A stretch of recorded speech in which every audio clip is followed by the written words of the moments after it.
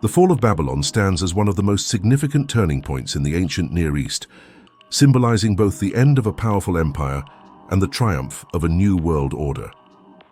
Babylon, once a jewel of Mesopotamia and a center of learning, culture, and power, reached its height under the rule of Nebuchadnezzar II in the 6th century BCE. The city was famous for its immense walls, its grandeur, and legendary wonders such as the Hanging Gardens. However, its glory also made it a target for ambitious conquerors. In 539 BCE, the Persian king Cyrus the Great advanced upon Babylon, then ruled by Nabonidus, whose reign had alienated both the priesthood and the people. According to ancient accounts, including the Cyrus Cylinder and Greek historians, the conquest was swift and remarkably bloodless.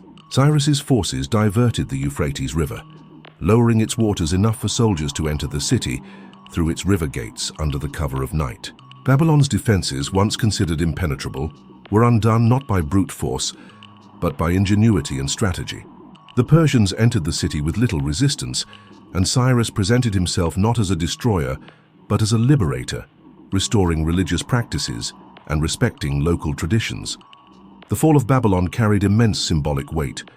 For the Israelites exiled there, it fulfilled the biblical prophecies of judgment against Babylon's pride and oppression, particularly in the writings of Isaiah and Jeremiah.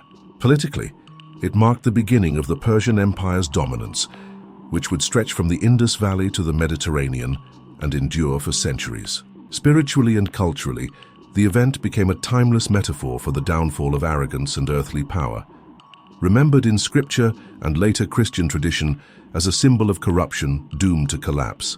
Ultimately, the fall of Babylon illustrates how even the mightiest civilizations are vulnerable to internal weakness and external ambition.